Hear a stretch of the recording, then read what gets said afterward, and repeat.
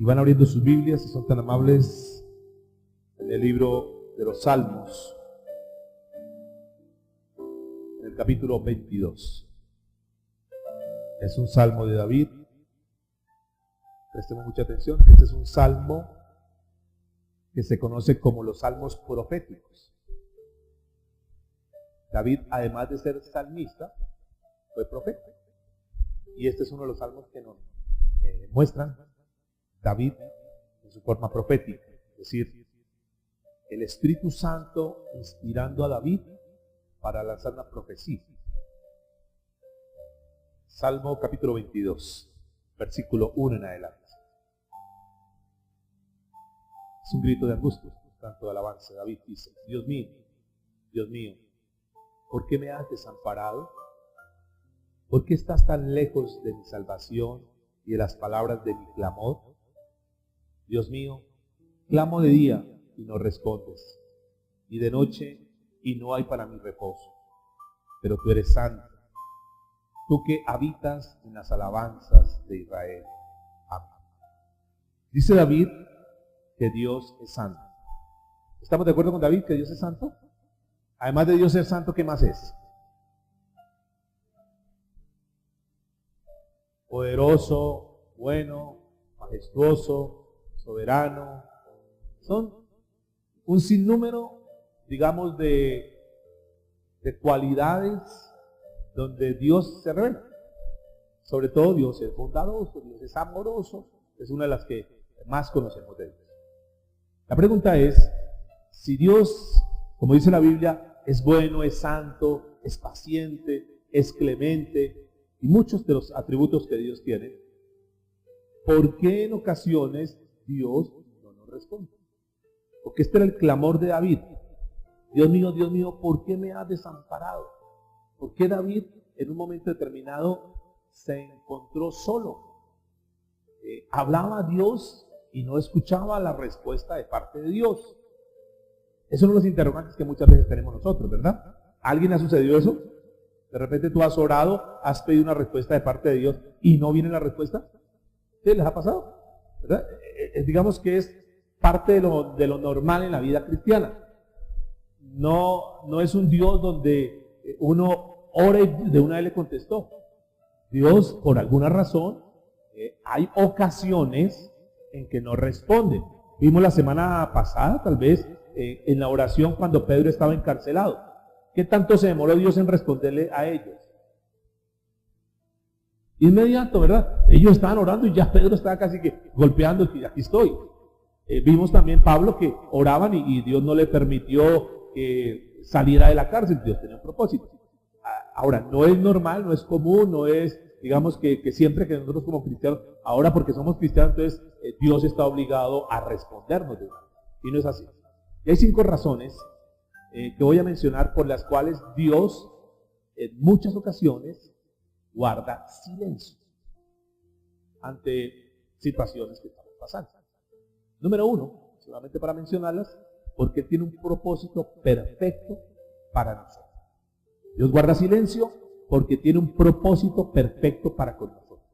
Es decir, que cuando Dios no nos responda, puede ser una de las razones en que Dios tiene un propósito perfecto para con nosotros. Y entonces tendremos que esperar para encontrar la respuesta de Dios. Dios a veces calla, y cuando calla es porque está de acuerdo a su propósito. Número 2, Dios muchas veces calla porque al callar Dios está purificando nuestra fe. ¿Qué está haciendo Dios? Purificando nuestra fe, ¿verdad? A través de ese silencio que Dios guarda, lo que está haciendo es mirando, sacando todas esas cosas que no son. Está purificando nuestra fe. Número 3, importante. Dios muchas veces calla porque está tratando con nuestro corazón. ¿Qué está haciendo Dios? Tratando con nuestro corazón. Es decir, que Dios a través de su silencio está mirando en nosotros qué es lo que verdaderamente hay en nosotros, ¿verdad? Entonces no nos respondió y nos dijo: Señor, no importa, aquí sigo. Yo sé que el día menos pensado, cuando tú lo consideres, vas a responder. Pero aquel que no cree en Dios, como no hubo respuesta, yo mejor me voy. Esto la vida cristiana como que no sirve, chao, bye. Yo no vuelvo a la iglesia, eso es para qué sigo orando, para qué sigo leyendo la Biblia, eso Dios no le responde a uno. ¿Qué está haciendo Dios con el silencio? Está depurando, está mostrando, está develando lo que hay dentro de nuestro corazón.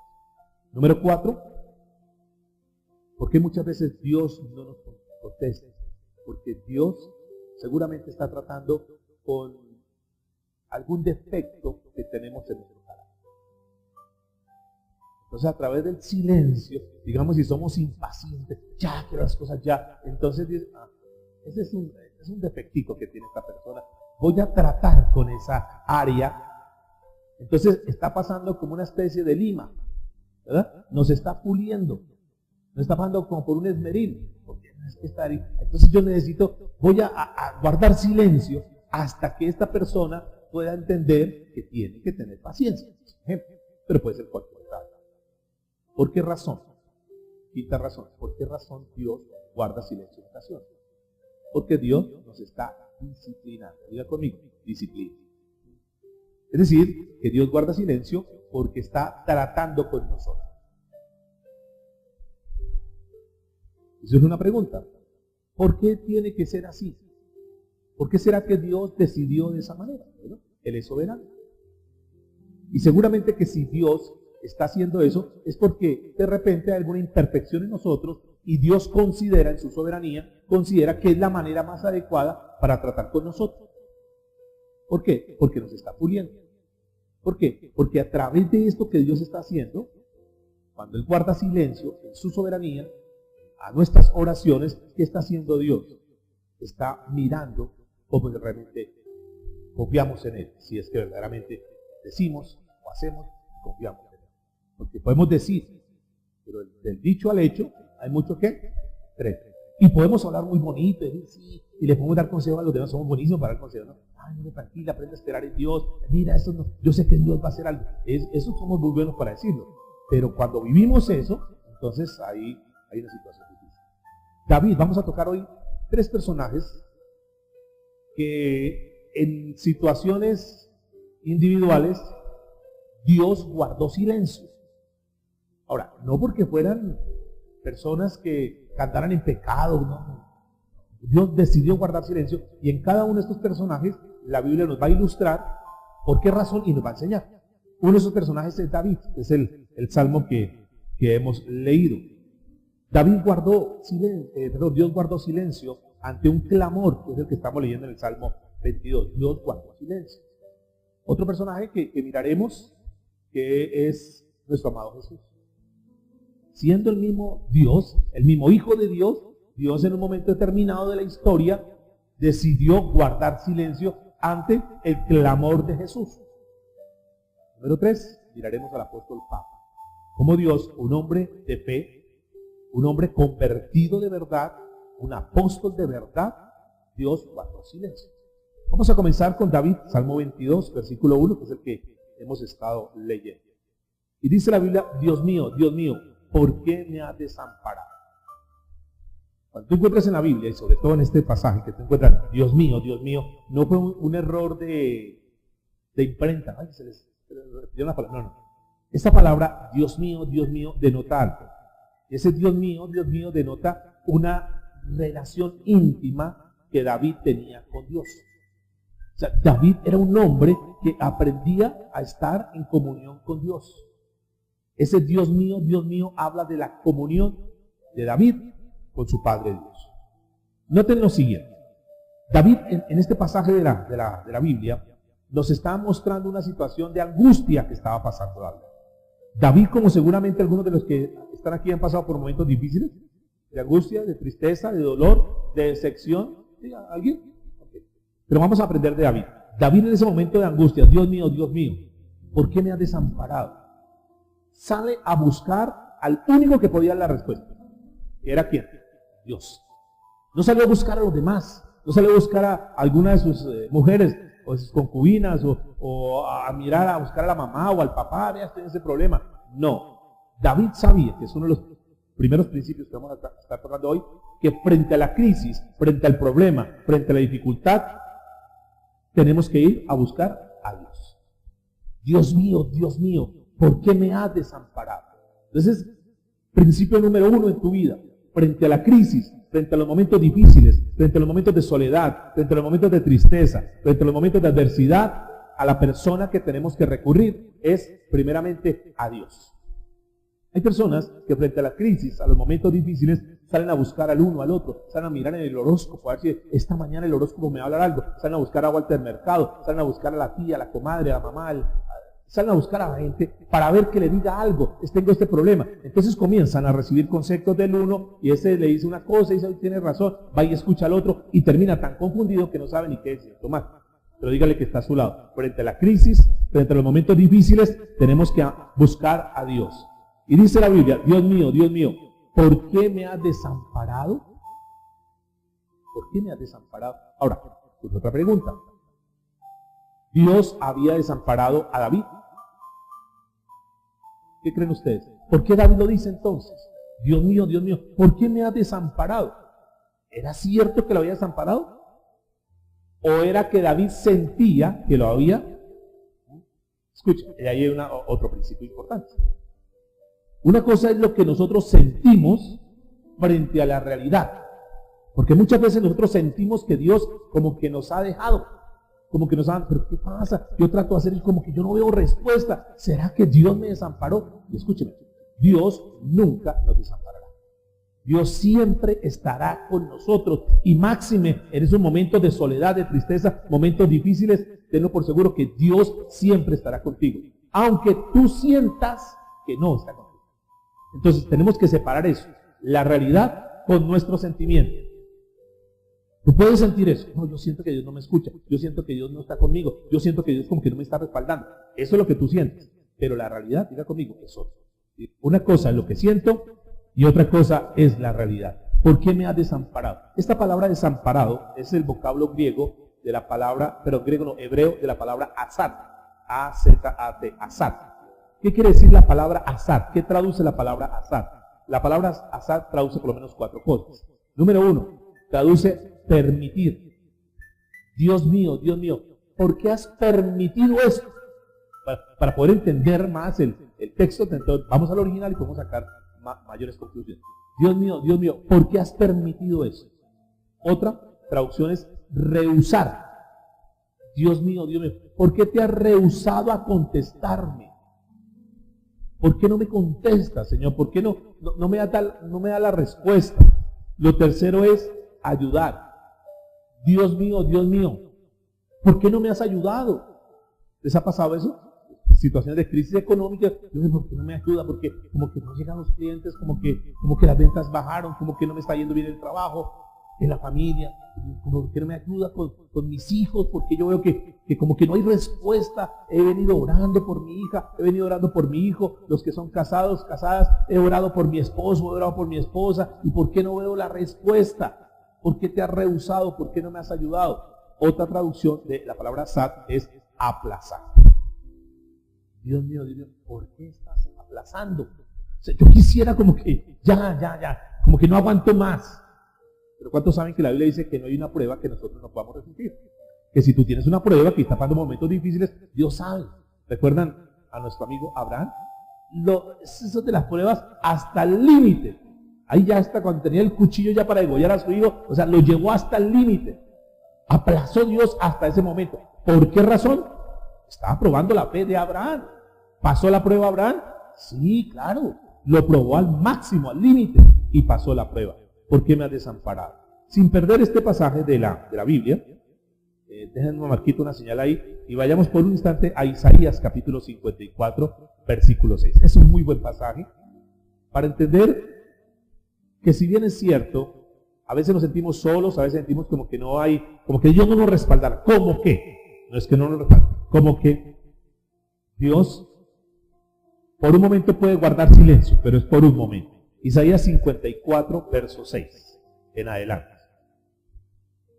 Dice la Biblia, porque como a una mujer abandonada y triste de espíritu te llamó Jehová. ¿Una mujer qué? Abandonada y qué? Y triste. Te llamó Jehová. Como a la esposa de la juventud que es repudiada, dice el Dios tuyo. Habla a aquellas personas que en instantes de la vida se han sentido solos, solas, abandonados, tristes, repudiados, rechazados, que tal vez como que los despreciaron. Dice la Biblia, por un breve momento te abandoné, pero te recogeré ¿con qué? Con grande misericordia. Es decir, tal vez viste que por un momento yo no estaba contigo, pero no te afanes, no te preocupes, no te angusties, que tú no estás sola, que tú no estás solo, yo te recogeré con grandes ¿qué? Misericordias. Con un poco de ira escondí mi rostro de ti por un momento, pero con misericordia eterna tendré compasión de ti. ¿Dice quién? Jehová. No lo está diciendo un hombre cualquiera, está diciendo Dios. O sea, no te afanes por lo que estés pasando. Si de repente, mire, este mensaje va a servir por dos razones. Va a servir porque si alguien en este momento se identifica con David, dice, wow, yo me siento como que sí, como que Dios no me responde, como que está callado, como que ya llevo tanto tiempo pidiendo, esperando una respuesta y no veo nada. Si tú estás en ese momento, aplica perfecto. Pero también va a aplicar si de pronto dice, bueno, yo estoy en buen momento, Dios me está contestando, estoy en el mejor momento de mi vida. Guarda esta palabra porque de repente esta semana se te va a presentar alguien donde no estás tan bien como tú estás y Dios te va a equipar en esta mañana para que tú tengas los argumentos necesarios, como que en su aljaba tenga esas flechas para poderle ayudar y decir, tranquila, no te preocupes, sigue adelante, mira, la Biblia dice eso. Entonces, este mensaje para que tú estés bien concentrado te va a ayudar para que tú sepas cómo en un momento de dificultad puedes actuar. Piensa que estés actuando ahora, que estés pasando ahora, o que puedas ayudar a otro. O, mejor aún, tú dices, bueno, ni se me presentó nadie, ni estoy pasando un momento difícil, tal vez ese mensaje no era para mí.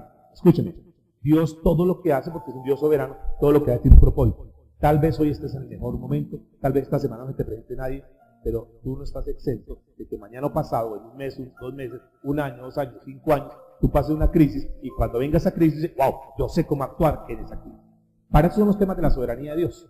Para eso aprendimos de Abraham, de Job y de lo demás, de Pedro y lo demás.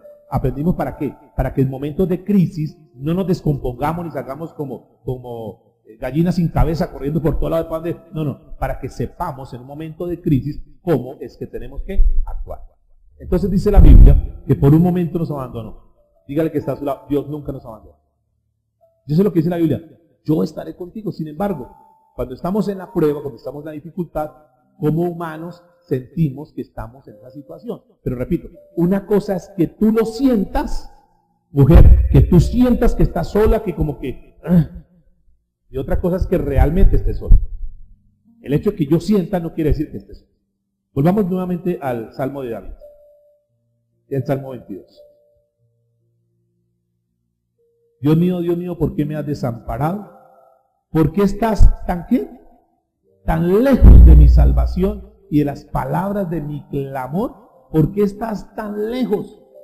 Y es lo mismo que muchas veces hemos sentido en ocasiones. Sentimos que Dios está lejos de distancia, y como que no me escucha, está tan lejos, pero a veces sentimos que está como lejos de tiempo. O sea, llevo cuánto tiempo, Señor, esperando la respuesta y no sucede nada. Ahora, escúchenme muy bien, mis amados. Como cristianos, ahí marcamos diferencia, como cristianos, nosotros tenemos que aprender a vivir, ¿por qué? Por fe y no por vista. Los que no tienen a Cristo, los no cristianos, los inconversos, ellos viven ¿por qué? Por vista. Es que yo no veo, yo todo lo veo. Y nosotros como cristianos no vivimos por vista, sino ¿por qué? Por fe. Estoy pasando este momento, estoy pasando esta crisis, no veo la respuesta, pero yo sé que Dios, el día menos pensado, me va a sorprender y va a traer una gran bendición para mi vida. Amén. Pero mire cómo está, mire la situación, mire, lo abandonaron, mire, perdió el trabajo. No importa, todo esto es temporal, todo esto es transitorio. Por un momento estoy pasando esta situación, pero yo sé que el Dios al cual creo, al Dios que alabo, nunca me abandonará, porque Él siempre estará conmigo. Y tomas el pasaje de Isaías 54. Por un tiempo te abandoné, pero yo estoy contigo y te recompensaré, te daré grandes victorias, te daré grandes maravillas. Y eso es lo que tenemos con Dios. En Abraham, mire que la historia que retomamos ahorita un poquito de Abraham. Abraham, ¿por qué pudo caminar confiado?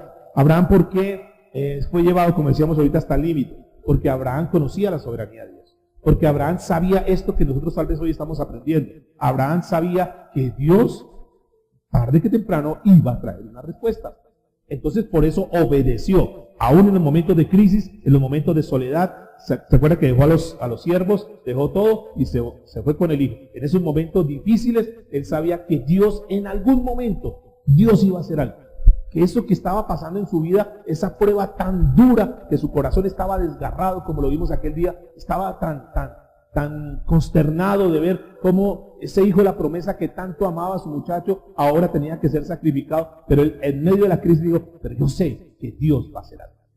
Yo sé, no sé ni qué va a pasar. Y Dios actuó con Abraham. ¿Sí actuó o no actuó? ¿O tuvo que sacrificar a su hijo? ¿O se manifestó Dios? ¿Tenía su provisión Dios? Tenía su provisión. Vimos con el siervo Job, ¿se acuerda? También probado. Y la esposa, maldice a tu Dios y muérete, le decía. Dice, no, yo sé que Dios va a hacer algo. Yo sé que esta sarna va a ser quitada. Yo sé que Dios, todo lo que perdí, claro, va a ser falta y lo demás, pero yo sé que Dios me va a recompensar. Y la pregunta es, ¿lo recompensó Dios? ¿Lo sanó?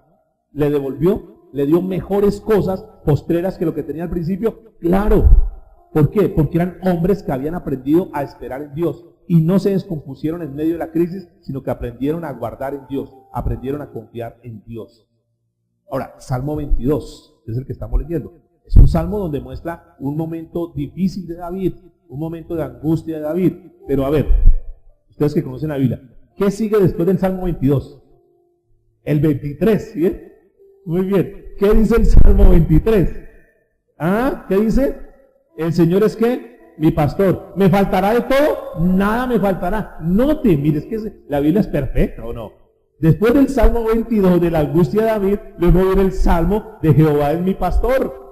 Es decir, hay un momento de crisis donde tú dices, pero no tengo la plata, no tengo el dinero, pero no se preocupe, que después de ese momento de crisis viene un momento de bendición donde tú verás la mano de Dios, como Él es el pastor y nada te faltará. Y te llevará por los mejores pastos y te pastoreará y te dará lo mejor, porque ese es el Dios. Hoy tal vez alguien esté en ese momento, no, difícil, yo no sé qué hacer. No te afanes, sigue ahí, mantente tomado la mano de Dios, que ese 22 de tu vida va a pasar, luego vendrá un 23 para tu vida, donde vendrás y verás la gloria de Dios sobre tu vida. ¿Cuántos pueden decir amén? ¿Cuántos le pueden dar un aplauso a Dios diciéndole, Señor, gracias, porque tú nos desampararás, tú estarás con nosotros?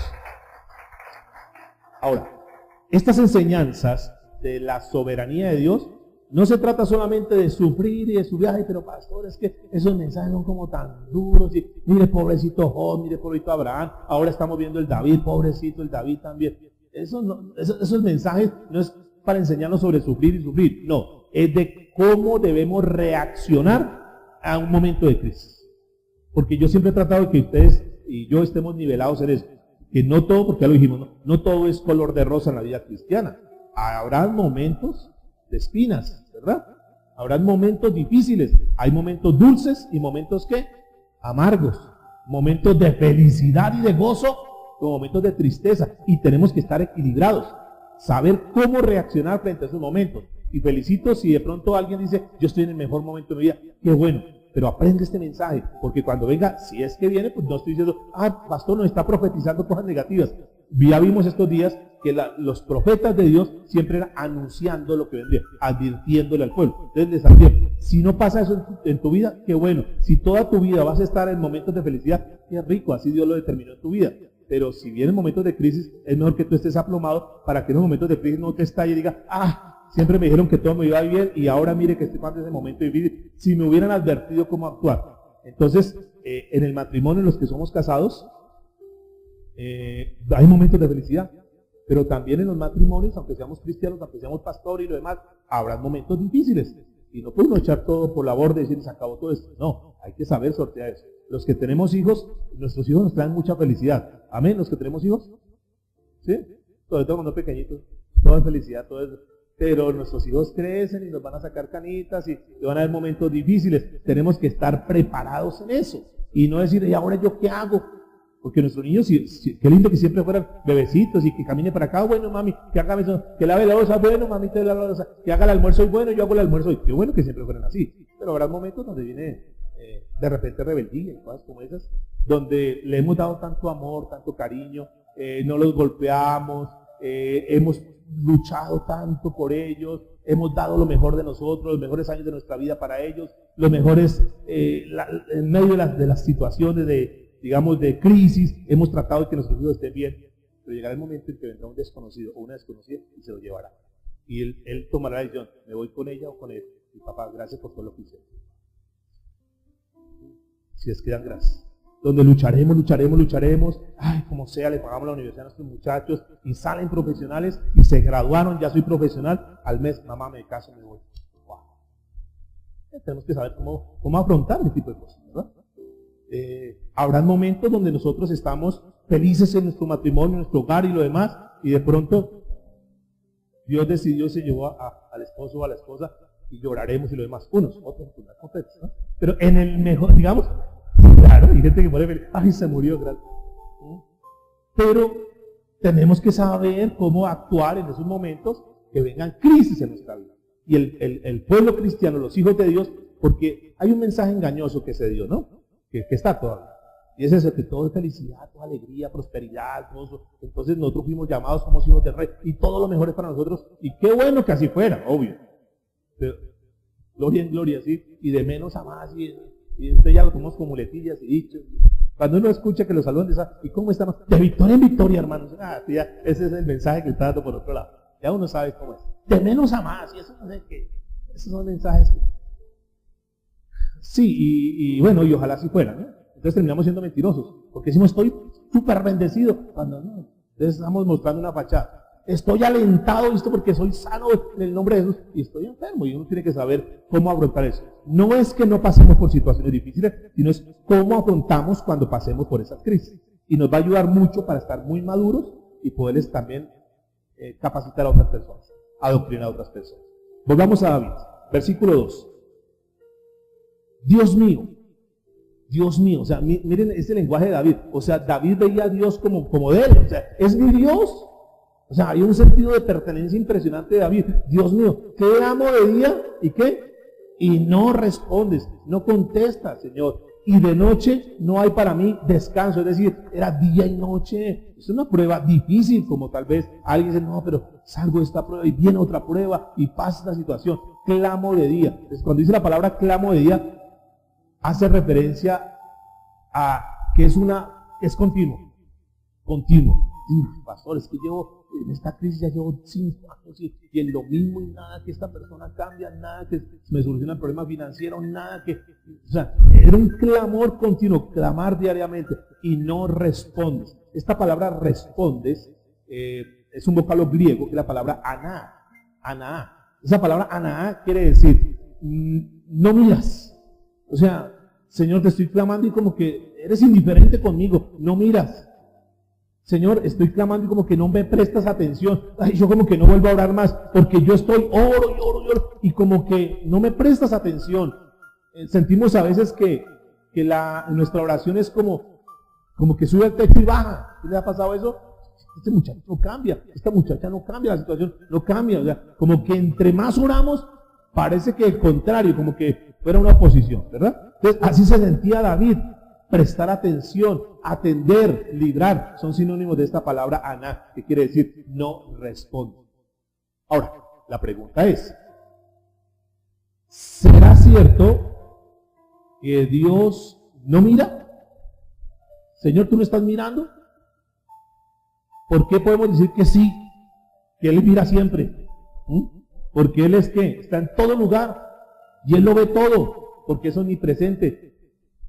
¿Sabe todo o no? ¿Por qué decimos que sabe todo? Porque dice que Él es omnisciente, lo sabe todo, que está en todo lugar. O sea, ya como conocimos algunos de los atributos de Dios, entonces podemos decir que aquí algo estaba pasando con David. Era lo que él creía, era lo que él pensaba, era lo que él se estaba imaginando. Porque en medio, mire lo que pasa, en medio de las crisis, como que perdemos la visión. Es como si, cuando está pasando un momento difícil, es como si nos colocaran una bolsa de esas del aseo negras, oscuras, y no vemos nada, estamos ahí metidos cuando estamos en la crisis. El hecho de que estemos como si estuviéramos en esa bolsa negra, no quiere decir que no hay una realidad. A veces vemos el panorama oscuro, eso no está terrible, pero nos olvidamos que detrás de esa oscuridad viene un sol resplandeciente. Nos olvidamos que la noche donde más se hace oscura y donde más el cielo está negro, ¿saben qué momento es? Es ahí a punto donde va a comenzar a amanecer. Ahí en ese momento límite, entonces es lo más oscuro y apenas pasa ese segundo, ya comienza a aclarar el día. Y eso tenemos que entenderlo. O sea, ese momento duro de tu vida es, oye, esto es que ya siento que no aguanto, parece que como que ya me voy a estallar, no aguanto más. Tranquilo, aguántate, porque seguramente detrás de esto que estás viviendo ahorita mismo, viene una bendición grande. Detrás de ese panorama oscuro hay un sol resplandeciente esperando. Eso estaba viendo ahí. Dios mío, Dios, y no respondes. Y ahí es cuando tenemos que fortalecer nuestra fe. No, pero es que yo pensé que este mes iba a ser el mejor. Peor. Pastor, es que ya entramos en el mes de ¿qué es? Octubre. ¿Quién está viendo? Mes de octubre. Pasaron 10 meses y no hay respuesta. Puede ser que en octubre venga la respuesta. Puede ser que en noviembre venga la respuesta. Puede ser que en diciembre venga la respuesta. Pero si no ha llegado todavía, seguimos con fe. ¿Por qué? Escúchame esto. Porque Dios nos puede bendecir de un momento como pasó con Abraham, como pasó con Lot. En un momento Dios puede cambiar completamente el panorama. Y esto que era trágico se puede convertir en una gran bendición. David y Isaac le dice, pero ¿dónde está el carnero? ¿Dónde está la ofrenda? ¿Dónde está el holocausto? Y ahí él no tenía respuesta. Pero detrás de eso venía la bendición. Supo esperar. Dígale que está a su lado. En esos momentos de crisis es cuando más tenemos que fortalecer nuestra fe. Por eso es que Dios tiene que purificar. Porque no es una fe auténtica. Yo tengo fe. Sí, vamos a mirar. Si en la crisis tú estás diciendo lo mismo. Si tu lenguaje es el mismo. Porque podemos hablar muy bien. No, sí, bien bendecir. Pero falta ver que estés en una crisis para saber si verdaderamente estás confiando en Dios. Por eso uno de los 5 puntos que dijimos de por qué Dios guarda silencio es porque está purificando nuestra fe. Es decir, está sacando todas esas escorias de creencias, de conceptos de fe cuando no son realidad. Y está colocando una fe que es auténtica. Versículo 3. Algo pasó aquí en este versículo 3. Y lo que me gusta aquí en este versículo 3 es que David comienza a hacer una retroalimentación con la misma palabra de Dios. Es decir, David como que se contesta a sí mismo. Si uno mira el 1 y el 2, está quejándose David, pero el 3 dice, pero tú eres santo. O sea, ese pero, ¿qué es lo que dice? Cuando encontramos un pero, anula lo anterior. Entonces el mismo David dice, sí, Señor, como que no me escucha, Señor, como que de día y de noche, aquí no hay respuesta, pero tú eres ¿qué? Santo. O sea, David como que trae a su memoria, dice, ay, ¿yo por qué me voy a dejar llevar de esta crisis? Toda la palabra que Dios me ha dado, todas las experiencias que he tenido, todos los momentos difíciles donde Dios me ha sacado, ¿por qué voy a echar todo esto por la borda? No, si Dios me sacó de otras situaciones mucho más caóticas, mucho más difíciles, de esta situación, Dios también me sacará. ¿Cuántos dicen amén? Dios ha sido fiel. Y entonces David dice, Dios es santo. Pero ¿qué más sigue diciendo? Tú que habitas, ¿en dónde? Entre las alabanzas de Israel. O sea, Señor, yo te alabo. Yo no estoy adorando a un Dios imaginario, un Dios de mi mente. No estoy adorando una estatua. Yo estoy adorando al Dios de los cielos, el que hizo todo cuanto existe. Mi Dios es grande. ¿Cuántos creen eso? Que nuestro Dios es grande. Que nuestro Dios es mucho más grande que cualquier situación de crisis, que cualquier situación de difícil que estemos atravesando. Aunque no veamos la respuesta, aunque Dios esté guardando silencio, sabemos que nuestro Dios nos dará la victoria. Escuchen lo que dice el versículo 4. En ti esperaron nuestros padres. Esta palabra, en ti esperaron nuestros padres, quiere decir, nuestros padres tuvieron paciencia. Y hace seguramente alusión a los padres. ¿A qué padres está haciendo referencia? A Abraham, a Isaac, a Jacob, a Job. Entonces David como que trae la memoria y dice, oiga, aquello Job pasó un momento difícil y aprendió a esperar en el Señor. Tuvo paciencia. Abraham tuvo un momento difícil, pero esperó en el Señor y a la postre el Señor le dio la respuesta. Entonces él dice, mis padres, ¿qué dice la Biblia? En ti esperaron nuestros padres. Y mire lo que sigue diciendo, esperaron y tú ¿qué? Lo libraste. Esperaron y tú lo libraste. Entonces como que la misma palabra, y ahí es tan importante por eso conocer la palabra, congregarnos, orar, leer la Biblia. ¿Por qué? Porque la misma palabra nos va a la respuesta. Entonces él se acuerda que ellos sí pasaron por momentos difíciles, como seguramente él también está pasando, pero él sabe el final de ellos. Y el final de ellos es que Dios los libró. Entonces se refugiaron. Esta palabra refugiar hace alusión como cuando hay un huracán. Como que hay un huracán y lleva todo lo que encuentra al paso, ¿verdad? Pero lo único que sostiene son esas palmeras que ustedes ven que como que se doblan, como que ya se van a partir y de pronto ¡pah!, se enderezan. ¿Por qué no se parten? ¿Por qué no se las lleva el huracán? ¿Por qué? Porque su raíz es muy fuerte. Y si bien es cierto, la palmera es alta, la raíz es mucho más fuerte y eso la tiene cimentada. ¿Por qué? Porque están cerca del mar, del agua, y eso los nutre. Y entonces tiene unas raíces muy fuertes y por más, no son chamizos secos, ¿no? Que viene el viento y lo yo. No, están muy fuertes. Eso hace alusión, se refugia. Es como viene el huracán, entonces uno se toma esa palmera y no se suelta. Y ahí se mantiene. Pasó la tempestad, pasó el tornado, pasó el viento recio, y ahí, ¿qué nos ayudó? Que estábamos sostenidos de la ¿qué? De la palmera. Se refugió. Es decir, escuchen esto, en los momentos de angustia, en los momentos más apremiantes de tu vida, en los momentos de tormenta más fuerte de tu vida, en los momentos de huracanes de tu vida, ¿qué tienes que hacer?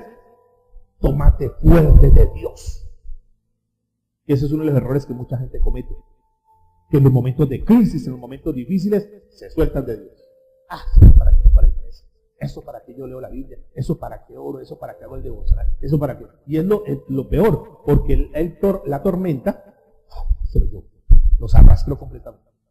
Este refugiarse también hace alusión como a guardarse detrás de una piedra gigante. Entonces viene el tornado, viene el huracán, entonces estamos ahí detrás de la piedra. Entonces viene el viento y pega en la piedra y voltea. Y tumba lo demás, pero como estamos detrás de la piedra ¿qué hace? Nos protege, nos guarda. Esa piedra, esa roca de salvación, ¿quién es? Cristo Jesús. Entonces David nos enseña aquí, en este pasaje de la Biblia, que cuando pasemos momentos de crisis, lo que tenemos que hacer es que refugiarnos. ¿Qué dice la Biblia? Pero tú eres santo, tú que habitas en la alabanza de Israel. En ti esperaron nuestros padres, esperaron y tú lo libraste. ¿Qué más dice el versículo 5? Clamaron a ti y fueron ¿qué? Librados. ¿Qué está diciendo David? Mire lo que dice aquí. Clamaron a ti y fueron ¿qué? Librados. Contrario a lo que dijo antes. Clamo a ti, ¿y qué dijo? Y no respondes. Pero en el 5 ahora dice, clamaron y tú lo libraste. Es decir, ellos clamaron y tú le diste la respuesta. Entonces David como que su fe crece.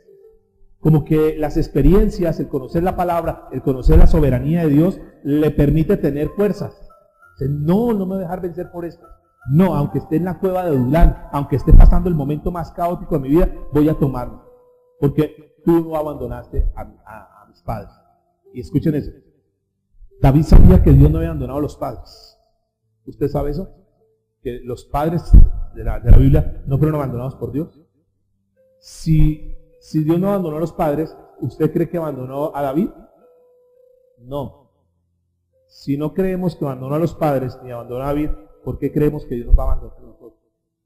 Y la respuesta es que no podemos nosotros permitir que el enemigo o que la gente diga, pero mire, si ustedes de que va a la iglesia como que peor, yo la veo como peor, eso como que no sirve. Los enemigos pueden decir todas las cosas, pero nosotros nos tomamos de la mano de Dios y decimos, no, sabemos que Dios nos va a dar la victoria, Dios no nos va a dejar en vergüenza. ¿Cuántos dicen amén? Por más que pasen momentos duros, Dios siempre va a estar con nosotros. Sigamos en el versículo 5. Confiaron en ti y no fueron ¿qué? Avergonzados. Pero yo soy, mire otra vez, pero yo soy gusano y no hombre, oprobio de los hombres y despreciado del pueblo. Todos los que me ven se burlan de mí, tuercen la boca y menean la cabeza diciendo, se encomendó a Jehová, líbrelo él, sálvelo, puesto que en él se complacía. Pero tú eres el que me sacó del vientre, el que me hizo estar confiado desde que estaba en el regazo de mi madre. A ti fui encomendado desde antes de nacer, desde el vientre de mi madre. Tú eres mi Dios, no te alejes de mí, porque la angustia está cerca y no hay quien me ayude. Me han rodeado muchos toros y fuertes toros de Basán me han cercado. Abrieron contra mí su boca como león rapaz y rugiente. He sido derramado como el agua y todos mis huesos se descoyuntaron. Mi corazón fue como cera. Mira cómo está el corazón. Como cera se derritió, derritiéndose dentro de mí. Como un tiesto se secó mi vigor y mi lengua se pegó a mi paladar. Me has puesto en el polvo de la muerte. Perros me han rodeado. Me han cercado una banda de malignos. Desgarraron mis manos y mis pies. Contar puedo todos mis huesos. Entre tanto ellos me miran y me observan, repartiendo entre sí mi vestido y sobre mi ropa echaron ¿qué? ¿Quién estaba pasando eso? ¿Cómo se sentía David? Se sentía así. Él está narrando lo que sentía. Pero mientras él escribía eso, el Espíritu Santo estaba inspirando a David para que escribiera este salmo, que es un salmo ¿qué? Profético. Algo que estaba por ocurrir 2000 años, 2300 años después. Noten la soberanía de Dios. O sea, David pasando eso. Y Dios utilizando la experiencia de David para mostrarnos a nosotros lo que iba a venir y que eso era una sombra, porque eso es lo que él pensaba, me decía como un gusano. O sea, no estaba viendo literalmente eso. Esa era una sombra, pero a futuro una persona iba a pasar esa realidad de la sombra que está ahí. Por eso es una palabra profética. Por eso es que es un salmo que dijimos al principio profético. Versículo 22. Anunciaré tu nombre a mis hermanos en medio de la congregación y alabaré. Este es otro de los rasgos de las personas que conocen a Dios. Primer rasgo que vimos aquí en este que estamos leyendo. ¿Cuál fue el primer rasgo que nos muestra aquí? ¿Qué hizo David en medio de la angustia? Se refugió en Dios. O sea, un rasgo, si quieres conocer una persona que verdaderamente conoce a Dios, confía en Dios, tiene una fe en Dios, es que en el momento de crisis, ¿qué hace esa persona? Se refugia en Dios. ¿Quieres ver una persona que dice que es cristiana, pero que realmente no es cristiana, no tiene una fe purificada? ¿Qué hace en el momento de la crisis? Se suelta, se aleja de Dios. Entonces, no volví a la iglesia porque eso más problema. Nunca conoció a Dios. Primer rasgo. Segundo rasgo es que la persona, además que se refugia en Dios, en el momento de la crisis, ¿qué hace la persona? Alaba a Dios. Alaba a Dios. Señor, te alabo. ¿Qué hace una persona que no conoce a Dios en medio de la crisis? Cuando está en crisis, ¿qué hace? ¿Qué habla? Reniega, maldice, es que eso no sé qué, es que la situación, es que el gobierno, es que esto no sé cuándo. Ese es el lenguaje de una persona que no conoce a Dios. Pero la persona que conoce a Dios, alaba a Dios. Señor, gracias, terminamos este mes de septiembre, Dios. Tal vez no fue el mejor, pero te alabo, Señor, porque tú fuiste fiel. Gracias porque nos ha dado una bendición grande. Fue un mes de mucha bendición. Basta con saber que terminé este mes rodeado de mi familia. Gracias, Señor, porque terminé este mes con techo, vestuario, alimentación. Gracias, Señor. Tal vez no tuve los recursos o el dinero que tal vez hubiera querido tener, pero, Señor, gracias. Me diste salud. Gracias, soy un bendecido. En medio de los momentos difíciles, porque ¿cuántos saben que Dios es fiel con su remanente? Y puede que hayamos pasado momentos de crisis y lo demás, pero sabemos que Dios ha sido fiel con nosotros. Los que no conocen a Dios, no. Estos días que he tenido la oportunidad de hablar con alguna persona, no estamos en una crisis como nunca. Pude hablar con mi hermana que trabaja en un banco. No estamos en una parálisis financiera terrible. Los bancos están mal. Entonces yo le escuchaba ese lenguaje y yo como que no quería ni escuchar eso.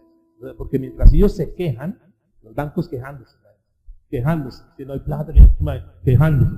¿No? Yo digo, no, nosotros estamos bendecidos, Dios ha sido bueno. ¿Y cómo están allá? Y necesitamos una bendición. ¿Cuántos creen eso? Que es una bendición, una ciudad de bendición, ¿verdad? Hay un cambio, un contraste cuando uno va a Bogotá, dura 2 o 3 días en Bogotá y llega a una calle, no, estamos en la gloria, de verdad. Eso es un paraíso. Lo que pasa es que no lo valoramos y salimos, no, porque llego tarde, no, un trancón. No es que tan lejos, pastor, lejos. O sea, somos así o no, lejos, aquí de Itama. Aquí no hay nada lejos. O sea, basta que des una voltica a Bogotá y esté un par de días allá o viva por allá para que te des cuenta de lo que es lejos. Sí. Claro, yo me gasté de ahí donde estaba a las 170, me gasté 2 horas y media en llegar. Lo que me gasté ahorita para llegar a las 170. Y la gente está acostumbrada a eso. Entonces aquí cualquier cosa nos quedamos. Basta con pasar eso. Entonces mire lo que dice. Alabó a Dios. La soberanía de Dios se muestra, el conocer la soberanía de Dios se muestra en que en medio de la crisis que hacemos, alabamos a Dios. Tenemos hijos, a veces situaciones con la familia, y no, es que terribles, no son terribles. bendigamos a nuestros hijos y sabemos que habrá personas que pagan por situaciones mucho más difíciles. Ay, que estoy enfermo, ay, situaciones más difíciles.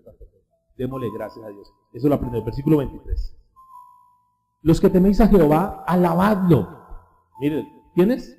Los que le temen a Dios, o los que respetan a Dios, los que alabadlo, glorificadlo, descendencia toda de Jacob.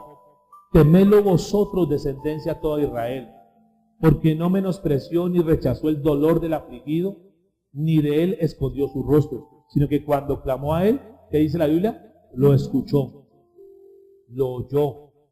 Al final, Dios responde la petición.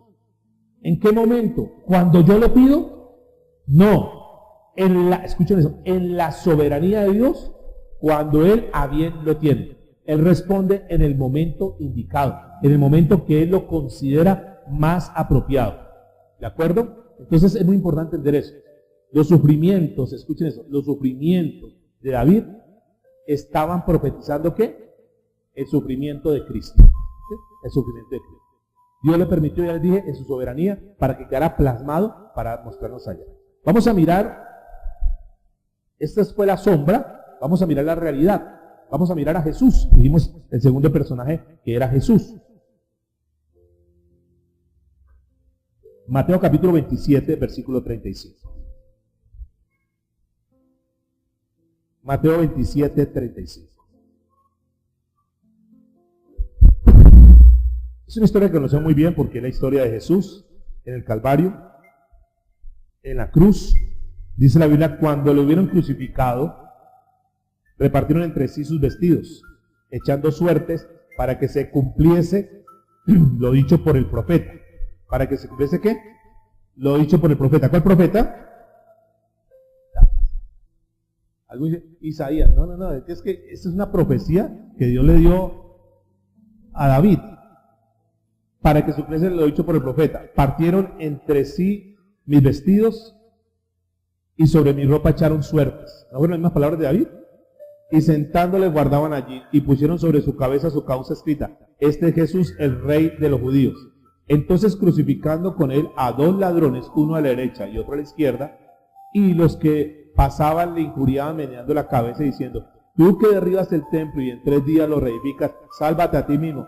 Si eres hijo de Dios, desciende de la cruz.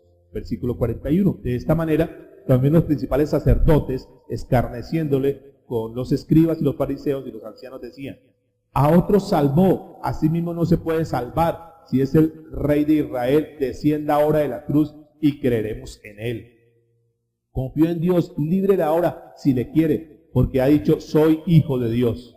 ¿Está diciendo mentira Jesús? Esa es la verdad. Entonces la gente decía: no es que lo mismo que pasa con otro, no es que es cristiano, no es que va a la iglesia, no es que usted sí busca a Dios. A ver, muestre, mire ese negocio como lo tiene, mire su vida como está, mire sus hijos. No es que usted es un cristiano, mire sus hijos.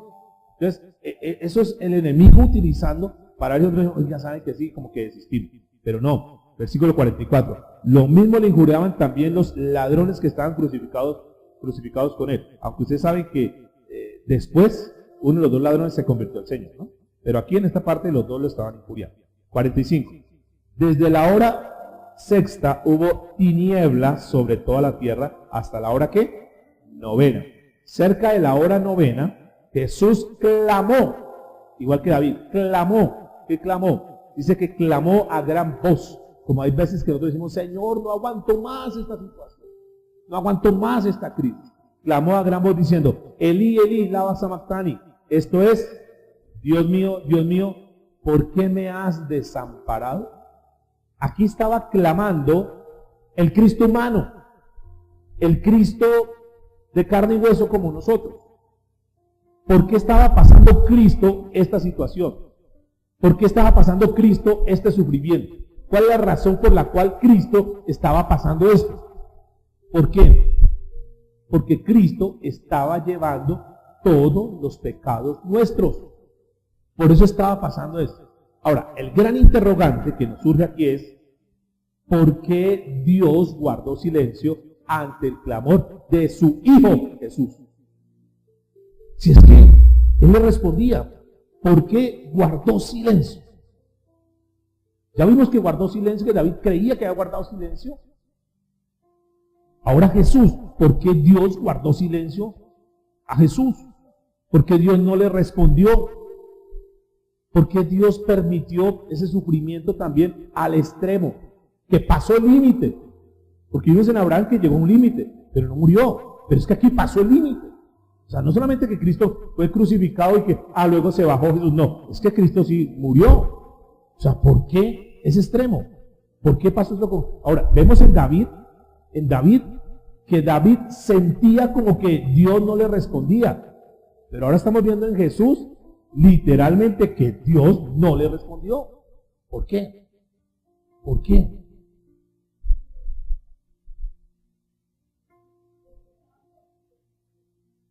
Todo eso. ¿Saben también por qué? Porque uno dice, bueno, es que Dios es amor. Dios es compasivo. Dios es misericordioso. ¿Por qué Dios, que es amor, permitió que su hijo sufriera tanto? ¿Por qué no tuvo misericordia de su hijo? ¿Por qué no tuvo compasión de su hijo? Ahora, Dios podía haber hecho un milagro sobrenatural y estando en la cruz, que eran los clavos sueltos ahí solos. Y ahí lo hecho, cuando lo cogieron y estaban allá apretando y golpeándolo y tirándole las barbas y pateándolo, Dios podía haberlo, claro, podía haber mandado una legión de ángeles para que lo defendieran, claro, pero Dios no permitió eso. ¿Saben por qué? Escuchen esto. Porque Dios no se deja llevar por los sentimientos como nosotros, por lo que sentimos. Imaginemos que Dios se dejara llevar por los sentimientos. No, sí, está subiendo. No, pobrecito ya. No más. Ya, mi chinito entra para acá. ¿Qué hubiese pasado si Jesús no hubiera ido al límite? ¿Qué hubiese pasado? Si Jesús no hubiese muerto. Si Dios se hubiera dejado llevar por los sentimientos y no lo hubiera dejado padecer y lo hubiera librado de ese momento de sufrimiento, de dolor, ¿qué hubiese pasado? Tendríamos un problema muy serio. ¿Saben por qué? Porque Jesús estaba ahí, porque estaba llevando nuestros pecados. Y si Él no hubiera llevado nuestros pecados, estábamos condenados. No habría salvación para nosotros. Por eso noten lo siguiente, mis amados y amadas. En esos momentos tan duros de la vida, detrás de ese momento tan duro, Dios tiene un propósito grande. Si bien es cierto, era un momento duro, es un cuadro durísimo. Y esa película de La Pasión de Cristo, de Mel Gibson, eso es un pequeño acercamiento. Uno la ve tan criminal, tan dura, tan cruel, pero eso ni siquiera es la realidad. Por lo menos le ponen un taparrabos aquí, ¿cierto? Pero literalmente Jesús estaba expuesto desnudo. Y eso que muestran ahí, no esas escenas tan duras, eso no es nada frente a la realidad que vivió Cristo. ¿Se imaginan que a uno pasaba y le tiraba las barbas, al otro pasaba y le escupía la cara, al otro pasaba y le daba una patada? O sea, es una cosa terrible lo que pasó Jesús. Pero tenía que pasar todo eso, ¿para qué? Para librarnos de eso que nosotros no podríamos pagar. Que el único pago de eso era la condenación eterna para nosotros. Y entonces uno dice, ¿dónde está el amor de Dios? ¿Por qué no mostró el amor? O sea, Dios tan cruel. Y es que precisamente en la cruz del Calvario es la mayor manifestación del amor de Dios. Porque ahí demostró de su amor, que se desprendió de lo que más amaba por amor a nosotros. Y nosotros a veces pisoteamos. ¿Cuándo lo pisoteamos? Cuando pecamos de una forma deliberada, no nos da nada. Ahora, muchos hemos fallado, hemos pecado y hemos tenido que pagar las consecuencias del pecado. El sufrimiento por el pecado, ¿sí? Hagan esta analogía. Si nos duele tanto, es esto que estoy pagando por un pecado, por una mentira, por una mala decisión, y esto me está doliendo. Si eso te duele por un pecado, ¿se puede imaginar el sufrimiento de Cristo por todo el pecado de la humanidad? Como para que hagas una... O sea, si un pecado te duele, pues, sufres. ¿Cómo sería el sufrimiento de Jesús por todos los pecados de toda la humanidad? Y eso es para que podamos entender un poco el sufrimiento de Cristo. Y hoy que celebramos la cena, acordarnos un poquito. O sea, nuestra mente no nos da para imaginarnos todo el sufrimiento de Cristo. Pero volvamos. Entonces, ¿por qué Dios guardó silencio? Número uno, podríamos decir, porque si si hubiera dejado llevar por los sentimientos de ver sufrir a su hijo,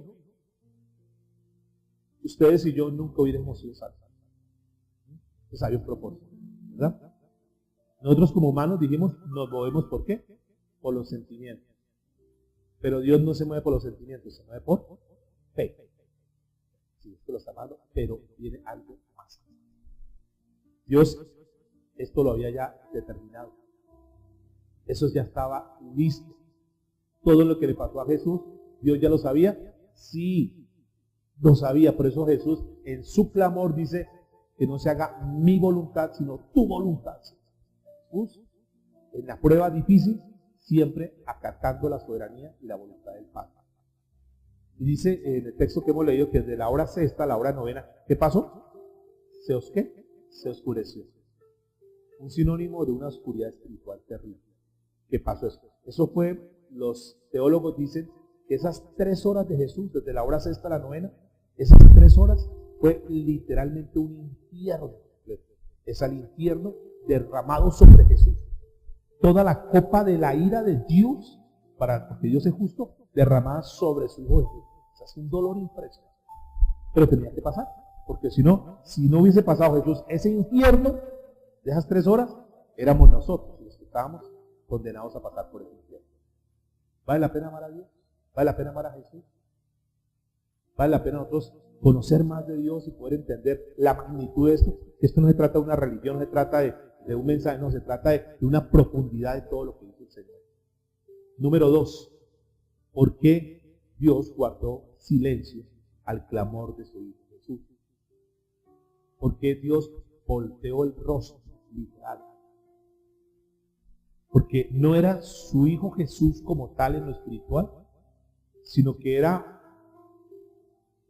primero que todo, dicen los expertos, que ni siquiera se podía ver la imagen de Jesús. Era una masa sanguinolenta. O sea, era desfigurado completamente. Completamente. Pues imagínense, golpeado, infectado por todos lados, las heridas abiertas, caminando por el polvo, soportando el dolor, tierra, bueno, una cantidad. O sea, era una masa sanguinolenta. Pero es que Mel Gibson, una aproximación pero terrible. Y no solamente la parte física, sino lo que estaba allá en la cruz era un Jesús lleno de todo el pecado de nosotros. El que no cometió pecado, por nosotros ¿qué? Se hizo pecado. Y ahí cuando estaba Jesús, en ese momento de la historia, Jesús era una masa de pecado, era una montaña de pecado de toda la humanidad. Y Dios lo que hizo fue voltearlo, no lo vio. ¿Qué nos enseña? Que ante el pecado, Dios vuelve el rostro. Aún aunque sido su hijo. ¿Por qué podemos pretender nosotros, o queremos pretender, que podemos vivir en pecado y que Dios nos esté mirando, que Dios esté con nosotros? No, porque es que Dios es ¿qué? Santo. Y Él como santo no tiene comunión con el pecado. Por esa razón. Y número 3, Dios guardó silencio ante el clamor de su Hijo Jesús, porque tenía que cumplirse el plan que Él había diseñado. ¿Cuál era el plan? De salvar a la humanidad a través de Cristo Jesús. Por eso ahora toma sentido las palabras que Jesús le dijo a Pedro, ¿no? ¿Qué tal cosa no te acontezca? ¿Y qué le dijo? Apártate de mí, ¿qué? Satanás, opositor. Es un plan de Dios. Y a veces nosotros queremos ser renuentes al plan de Dios. Pero ¿por qué no? Tranquilos, tranquilas. Dios tiene un plan con nosotros.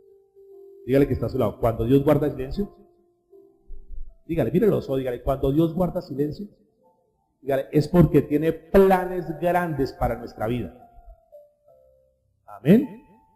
O sea, si tú sientes en ese momento de tu vida que Dios ha guardado silencio, prepárate, porque Dios tiene planes grandes para tu vida. En ese momento de silencio con Jesús, venía un plan que era la salvación de muchísimas almas. Detrás de ese momento difícil que pasas, detrás de eso hay un plan que Dios tiene para cosas grandes. Amén. Es más, que ni siquiera el diablo, a contrario de lo que dicen, el diablo pensó, esas mismas palabras casualmente, ¿no? De Francisco, ¿no? El diablo pensó que la mayor derrota de Jesús, miren, la mayor derrota, ese fue el pensamiento de Satanás, lo llevó a la cruz y es la mayor derrota. Y contrario a haber sido la mayor derrota, fue la mayor victoria. Dicen que son palabras ni siquiera de Dios, ¿no? El tipo diciendo que la mayor derrota de Jesús fue la cruz. La mayor derrota fue la mayor victoria. Porque detrás de esa cruz venía la salvación nuestra. Entonces cuando nos envolvemos, y hay que tener cuidado en esto, cuando nos envolvemos en pecado, cuando nos envolvemos en pecado, debemos siempre tener en cuenta. Tú tienes libre albedrío, puedes pecar. No debes pecar, puedes pecar. Pero si tú pecas, debes entender que Dios no está complacido. Que Dios voltea su rostro. Porque si volteó el rostro ante su propio Hijo Jesús, no nos exige a nosotros que lo volteemos. Amén. Para que tengamos cuidado en eso. ¿Por qué Dios muchas veces no responde? Porque pedimos mal. Porque pedimos para nuestros deleites. Porque no sabemos pedir. Por más que pasen cosas en nuestra vida, decimos, pero ¿por qué no hay una respuesta? Y puede decretar y puede hacer cosas. Cuando Dios lo tiene determinado, así va a pasar el punto. Vamos a mirar el tercer personaje. Que dijimos que era ¿quién? El apóstol Pablo. Segunda de Corintios. Segunda de Corintios capítulo 12, contexto de Segunda de Corintios. Ustedes recuerdan que el apóstol Pablo, Dios le permitió a Pablo ser trasladado. ¿A dónde fue trasladado? ¿A dónde? Al tercer cielo. ¿Y por qué fue trasladado? ¿Para qué fue trasladado? ¿Qué pudo contemplar Pablo allá? Si fue al tercer cielo, ¿quién habita en el tercer cielo? Y pudo ver las maravillas. O sea, Pablo fue uno de los hombres, y usted puede encontrar en el contexto del versículo 2 en adelante, Pablo narra, ¿no? Cómo está hablando en tercera persona, pero está hablando de esa historia, que fue trasladado y que fue llevado al tercer cielo. Y imaginémonos nosotros que Dios, en su soberanía, permita que uno de nosotros en vida podamos ir al cielo. Que un día nosotros nos acostemos, estemos acá y de pronto seamos trasladados allá. Y Dios decirle, por un momento lo voy a dejar para que mire la grandeza de lo que hay. Y nosotros hacemos como un escáner y bajamos otra vez. ¿Qué haríamos? Esa situación. ¿Qué haríamos nosotros? ¿Nos quedaríamos callados? ¿Qué diríamos? A ver, ¿qué diríamos? ¿Cómo es el cielo? ¿Qué diríamos? Imagínate, eso es hermoso. O sea, no lo podemos imaginar. Son cosas, mejor dicho, no habrían palabras para decir, ese es hermoso el piso. No, mejor dicho, ya hablaremos. Pero también, si no tenemos cuidado, es que Dios se me llevó a mí. Es que yo soy el escogido de Dios. Yo soy el ungido de Jehová. Es que, entonces, nos podríamos llenar de ¿qué? De jactancia, de orgullo, de altivez. Entonces montaríamos y entonces la gente dice, ay, cuéntenos, ¿y usted que fue al cielo? ¿Usted que sí conoce el cielo? ¿Usted que cree que puede? ¿Y será que está un familiar no sé qué? ¿Y usted alcanzó a ver a no sé qué? Y usted imagina, pacten y yo les voy diciendo, a ver. Y podría haber hecho el super negocio, ¿verdad? Vamos a mirar cómo actuó. Versículo 8. 7, estamos del contexto, 7. Y para que la grandeza ¿de qué? ¿Cuáles revelaciones? Pues de esto que estamos hablando, de lo que había visto, o sea, y para que la gran, 2 Corintios 12:7, y para que la grandeza de las revelaciones no me ¿qué?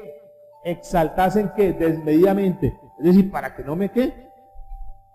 No me gloriara, no me enorgullece, no me jacta, o sea, mire que Dios como que le pone un freno ahí al apóstol Pablo. No me exaltase desmedidamente, me fue dado un ¿qué? Un aguijón. ¿Qué es un aguijón? El vocablo griego escolopos. Es una cosa puntiaguda como una espina. ¿Alguien ha pasado que se ha metido como una esquirlita por el ojo? ¿Cierto, Richie? Terrible, ¿no? Hace poquito le pasó eso a Richie, incomodidad. Terrible. Y nos ha pasado, ¿no? Como cuando nos chuzamos con una aguja. ¿Alguien ha pasado eso? Ay, bueno, eso. O cuando nos van a sacar sangre, ¿no? Un chuzoncito ahí, el chuzoncito ahí, ya, no sé qué tanto, no llore. No, pues, un chuzoncito ahí. Eso más o menos como para que tengamos idea lo que es un aguijón. Como eso, algo puntiagudo. Entonces parece que cuando Pablo como que se iba a salir de todo, el chuzetazo ahí, el aguijón. Entonces Dios, baja, tonto, no se crea mucho. Yo no tengo el privilegio, pero siempre poder ahí. Ay, lo que pasa es que usted, en cambio, Dios me permite. Siempre, ¿verdad? Le daba ese aguijoncito que era como esa espoleta y golpeándolo todo el tiempo, esa espina, pero habla también como de un metal puntiagudo que lo traspasaba. O sea, que sentía como morirse. Como de pronto, no sé si alguien ha tenido alguna picada o como que me siento morir. Esas cosas. Entonces, Pablo siempre tenía ese aguijón ahí. O sea, parece que el problema de Pablo era en su carácter. Recuerda que otra de las características que vimos de por qué Dios guarda silencio es porque Dios está tratando con un área de nuestro carácter que necesita ser pulida. Entonces, al parecer estaba ahí. Eso estaba sucediendo. Ahora, ¿qué sigue diciendo la Biblia?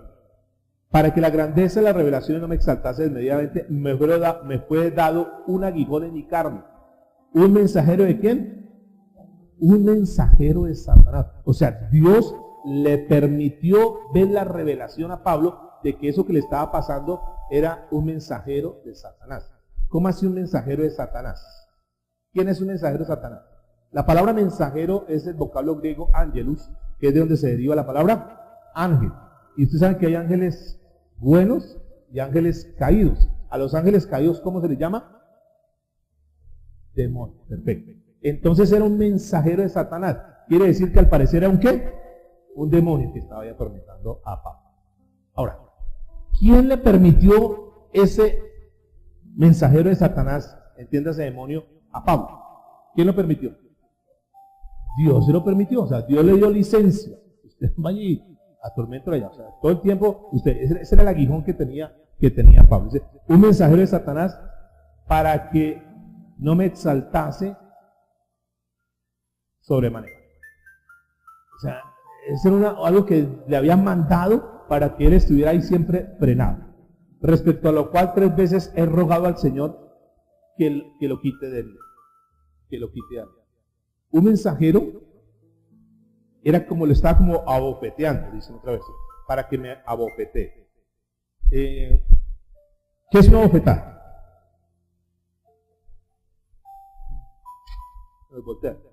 Yo tuve la oportunidad, la bonita oportunidad de terminar mi bachillerato en un colegio militar. Yo terminé grado en un colegio militar. Y todas las veces, todas las veces que entregaban notas, entonces el rector nos llamaba. Yo con mi burrito y miraba el boletín. ¿Usted por qué perdió la materia? Entonces, claro, gorro que agustia. Y más si alguno tenía novio, oh, qué vergüenza con la nota. Y le permitía eso. Entonces ya uno decía, no puedo perder la materia. No, volver a pasar esa vergüenza, no, estudiemos. Porque no pasa a verlo. Y es que su papá nos está robando la plata. Ya, usted viene aquí a estudiar, ¿vale? Entonces, claro. Entonces, la vergüenza es una bofetada. Pero esta bofetada de Pablo no es una bofetada como nosotros la conocemos. El original habla de que era una bofetada, pero con el puño cerrado. Era un knockout. Suelta, es más fuerte, ¿no? Una cosa es la cachetada y otra cosa es con el puño. ¿A quién le han dado un puño? Eso, ¿sí? ¿En qué problemas ha metido? A mí nunca me han dado un puño. Cachetada, sí, ya les digo. O sea, más fuerte porque los huesos se cierran, se ponen más fuerte. O sea, lo que era un knockout realmente. O sea, cuando Pablo se iba a exaltar, sentía como ese knockout. Entonces, eso lo tenía ahí controladito. O sea, Pablo sabe que eso es una vergüenza, sabe que usted no puede exaltarse. Eso Dios lo permitía precisamente para tratar con Pablo. Ahora, escuchen muy bien. ¿Para qué Dios permitió esto en la vida de Pablo? Y aquí la Biblia no lo dice. Dice que para que la grandeza de la revelación, ¿qué? No exaltase. Ahora, vamos a aprender algo importante.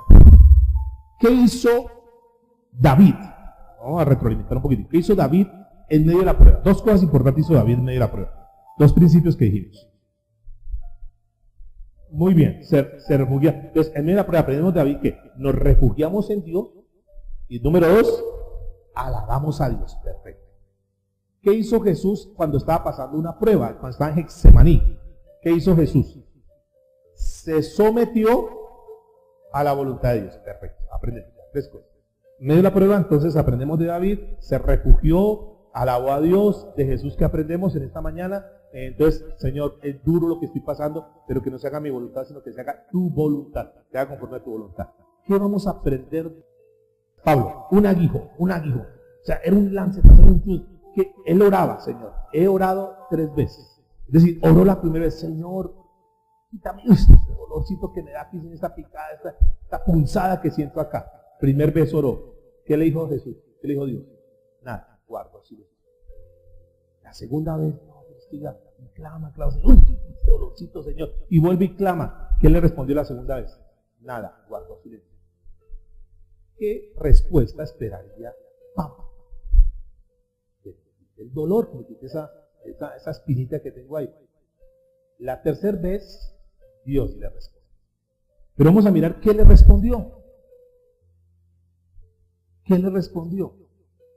Dice el versículo 8, respecto a lo cual 3 veces he rogado, insistiendo, he rogado al Señor que lo quite de mí. Pero ¿qué hizo el Señor? Versículo 9. Y me ha dicho, bástate mi gracia, porque mi poder se perfecciona ¿en dónde? En la vida. O sea, escuchen esto, miren. David está pidiendo por una cosa, quítame esto. Y el Señor le responde, sí le respondió, pero dijo, bástate mi gracia. ¿Era lo que quería que Dios le respondiera? No. ¿Pero qué le respondió Dios? ¿La respuesta de Dios satisfizo la inquietud que él tenía? Y vamos a mirar que sí. Un día, eso es aprender a confiar en Dios. No importa si Dios me lo dice, listo, pongo la fe en Dios. ¿Qué es fe? Confianza absoluta. Una vez escuché de un misionero que Dios le hizo el llamado para ir a predicar a una tribu indígena. Y él no tenía ni idea, no conocía el dialecto, nada. A nosotros nos cuesta predicarle a los que hablan igual que nosotros. Pero Dios le había llamado, tiene que irse allá a evangelizar a las personas. Y este hombre dijo, bueno, Señor, si tú me mandaste, no entiendo, pero eso es para entender que cuando Dios nos dice algo, muchas veces no entendemos, pero es un propósito. Este hombre dijo, voy a obedecer. ¿Qué se propuso él? Aprenderse el dialecto. Y comenzó a estudiar consagradito, a aprenderse el dialecto. Y se aprendió el dialecto para poder hablar con ellos.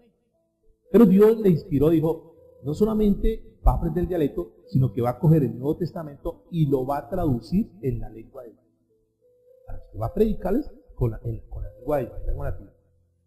Este hombre bueno comenzó a traducir, y botándole revelación. Ya como aprendió el lenguaje, ya sabía cómo traducir eso en el lenguaje de ellos.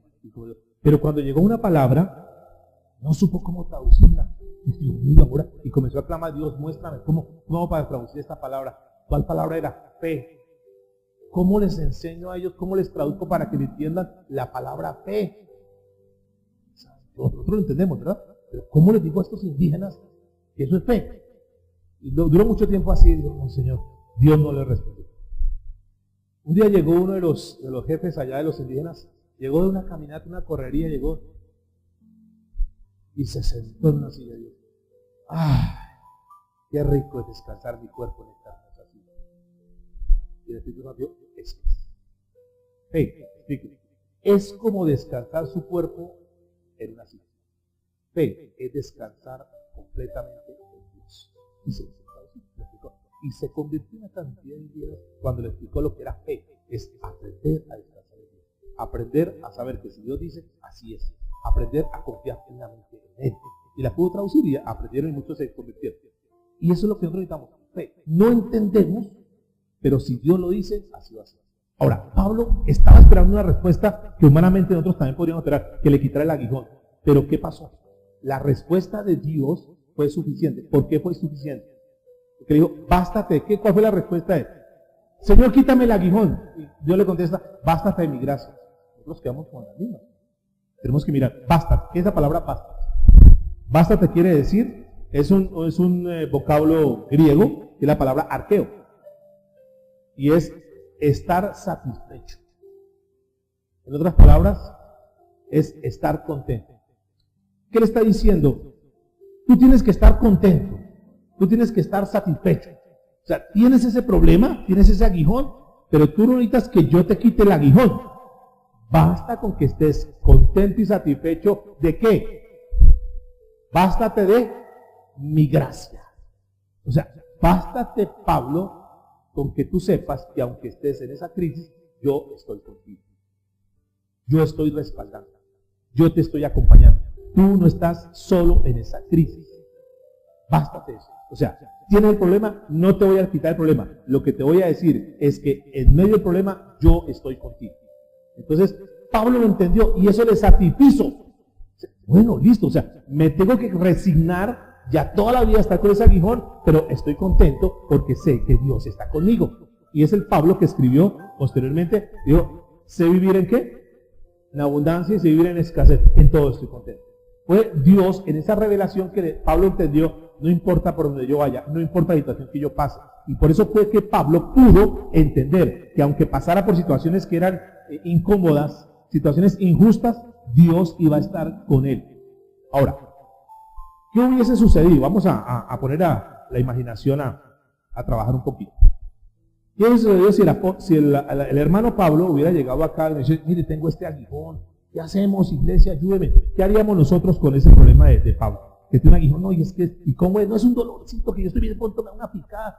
¿Qué hacemos? Pero yo sé que eso es un demonio. Ya Dios demostró que era un demonio. Y es cierto, ¿no? Era un demonio que estaba tomando. ¿Qué haríamos nosotros, hermanos cristianos de la fe? ¿Qué haríamos nosotros con el hermano Pablo? ¿Qué hacíamos? ¿Reprender qué? Ese demonio, ¿verdad? Echar fuera ese espíritu, atarlo, atamos ese espíritu de aguijón, ¿verdad? Eso es lo que normalmente nosotros haríamos. Pablo, como ya sabe el lenguaje de nosotros, hubiera hecho, reprendo, ato este espíritu de aguijón, y hubiera hecho una cantidad de cosas. Pero Pablo, ¿qué hizo? ¿Qué hizo con el aguijón que tenía? ¿Qué hacía? Gracias por esta aguijón. Pablo nunca ató ese espíritu. ¿Por qué no ató? ¿Por qué los discípulos no ataron? Oiga, hermano Pablo, vamos entre todos, vamos a hacer una cadena de oración y vamos a rodear al hermano Pablo, vamos a ungir con aceite y tenemos que echar fuera ese demonio en el nombre de Jesús, vamos a echarlo fuera. ¿Por qué? ¿Por qué no lo hicieron? Porque lo podían haber hecho, es que es el caso evidente, lo podían haber hecho. Era un demonio, era un espíritu que estaba ahí atormentando a Pablo y lo podían haber echado fuera. Lo podían haber atado y lo habían echado fuera como lo hacen hoy en día. Podía Pablo decir, ¿sabe qué? Usted haga un pacto. Usted hace un pacto y nosotros oramos por usted y ese se le desaparece. Cómprese el aceitico de no sé qué. Mire, para que sea más efectivo, eche el aceite de tractomula eso y verá que se desaparece el aguijón. ¿Por qué no lo hicieron eso? ¿Por qué no hicieron? ¿Por qué es lo que hacen hoy en día? ¿Por qué no lo hicieron? Porque no es bíblico atar demonios. Pablo entendió eso. Dios fue el que me lo permitió. Dios dio licencia para que estuviera ahí. Pero nunca vemos, ustedes busquen en su Biblia, a ver si encuentran a los discípulos del Señor en la iglesia primitiva atando demonios. Lo encuentran expulsando, pero no atando. Hoy en día se hace.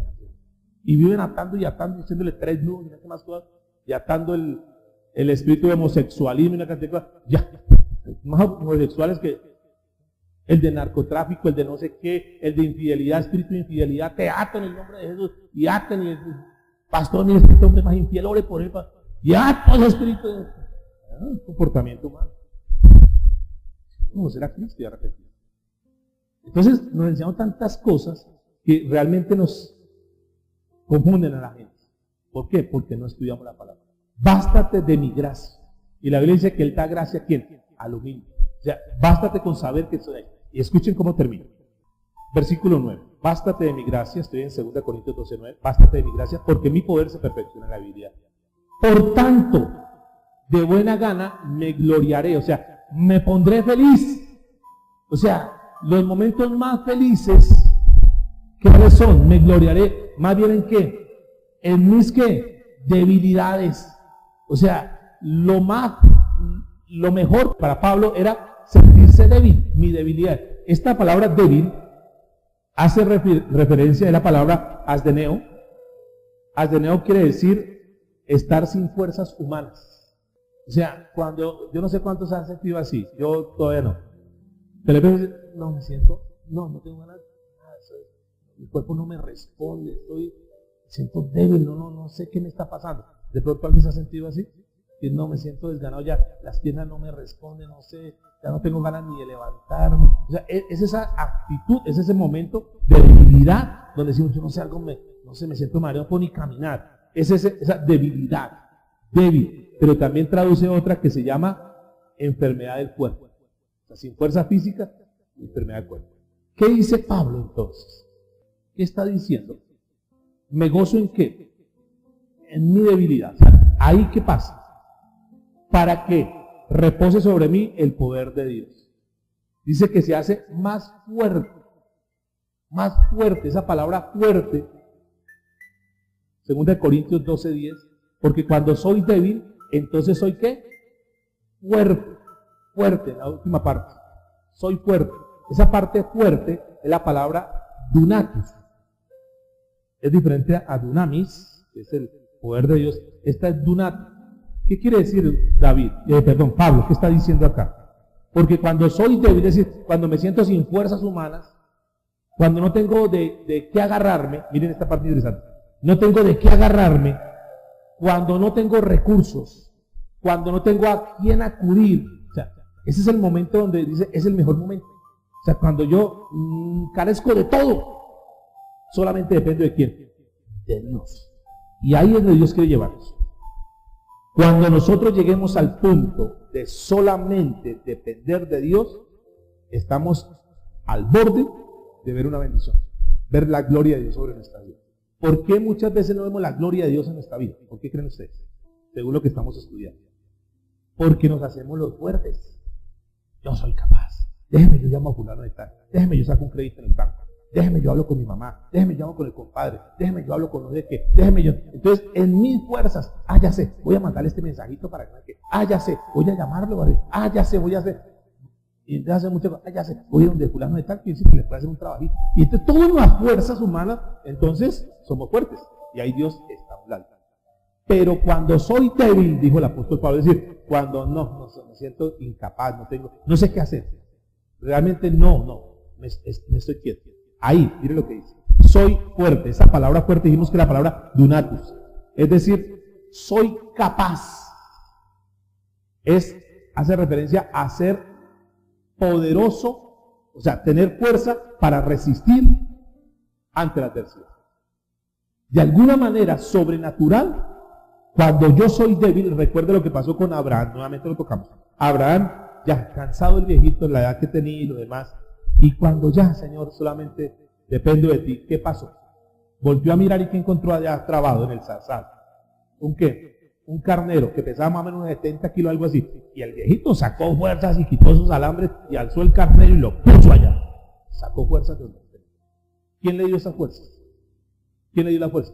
Dios. Y eso es lo que dice. Cuando yo soy débil, o sea, solamente dependo de Dios, soy fuerte. ¿Por qué? Porque ya no es mi fuerza humana, sino que ahora es que la fuerza de Dios en mí. Y digo, wow, mire lo que hice, mire esto que vino a mi vida. Yo nunca me imaginé poder salir adelante. Me dejó este tipo con mis niños pequeñitos, pero yo tuve la fuerza, no sé ni cómo, y lo saqué adelante y mire cómo están mis hijos hoy día. ¿De dónde salió esa fuerza?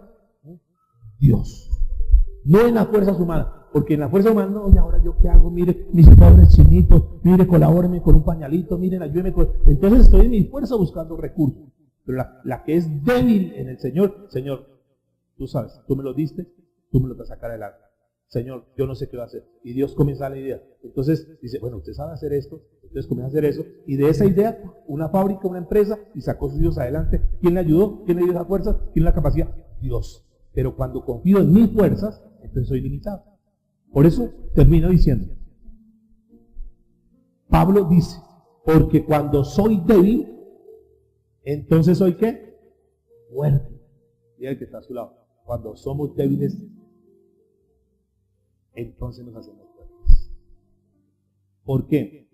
Porque ya no soy yo, los que están tomando nota, escriba eso, porque ya no soy yo, sino el poder de Dios en mí. Diga, ya no soy yo, sino el poder de Dios en mí.